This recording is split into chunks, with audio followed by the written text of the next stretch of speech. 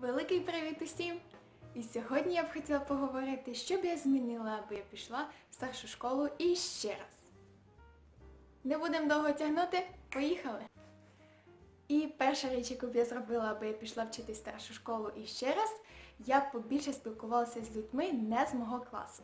І тут велике попередження, кажучи це, я не хочу сказати, що люди з мого класу мені не подобаються, або на мене погано впливали, або просто нехороші люди. Ні. Це скоріше тому, що коли я проводила 6-8 годин кожен день з одними і тими самими людьми, якось, чесно, і я їм набридала, і вони мені також. І якби я була більше смілива і любила більше спілкуватися в старшій школі, я б трошки мудрішою, напевно. Я б пішла і спілкувалася з молодшими, старшими. А так в мене був такий стереотип, що ой, молодші, що вони знають? Малишня якась. Я вибачаю за це. І старші так, старші, та вони вже скільки пройшли, що я їм? Я така ще мала. І плюс до того, наголошую, різниця була 1-2 роки. А зараз, коли я навчаюсь в такому середовищі, що, є студенти 30 років, є студент 17 років. І ми відчуваємо себе абсолютно комфортно, абсолютно рівними. Це дуже допомагає рости і саморозвиватися. І наступна річ, яку б я змінила, аби я пішла в старшу школу ще раз, увага, зараз учні 11 класу, бо майбутні 11-класники просто вимкнуть моє відео, але я б не так сильно переживала за оцінки. Вчора я прибирала на своєму столі, я відкрила шухлядку і знайшла таку шкатулочку. Думаю, ух ти, що це за шкатулочка така, давно вже її не бачила. Відкриваю її, а там лежить моя медаль. Я на неї подивилася, засунула її назад шкатулочку в стіл. Я, якщо чесно, ще до кінця не сформувала свої думки на цю тему.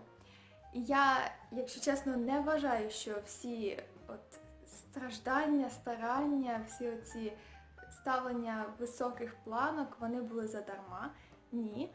Але, як каже моя мама, аби я не була такою переляканою, я б, напевно, використала цей час, який я використовувала на навчання, якось мудріше. І третя річ, яку б я зробила, аби я пішла в старшу школу іще раз, я б почастіше міняла місце в класі, /парту і сусіда або сусідку.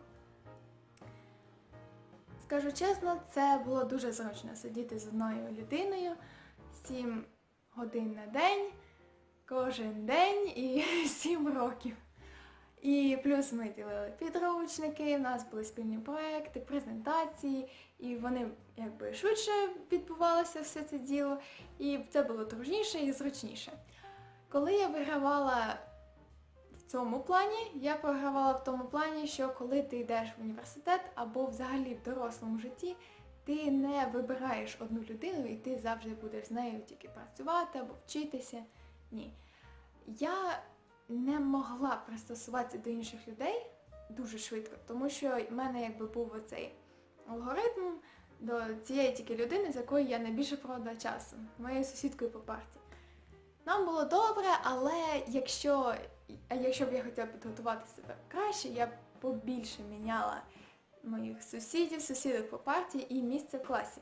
До того ж, такий тип для тих, хто носить окуляри, дуже важливо міняти місце, кут твого погляду на дошку, або місце в класі, тому що це допомагає очам. В кінці кінців я хочу сказати, що я не жалкую ні про жодну помилку, яку зробила в старшій школі, адже якби я їх не робила, я б не змогла навчитися на своєму ж досвіді і точно не записала б це відео. Якщо вам сподобалось це відео, то, будь ласка, поділіться вашими думками, чи якимось натхненням, чи може тим, про що ви жалкуєте, що ви не зробили в старшій школі, в коментарях. Бо лайк воно таки лайк, але ж коментар то можна прочитати. Дякую, що ви приділили 5 хвилин свого часу. Надіюсь, тільки 5 хвилин, і відео не вийде таким же довгим. Пока! А я була в спортивних штанах. В такому середовищі, де... Ні. Фейл. 5 хвилин сьогодні. Ані трохи не жалкую.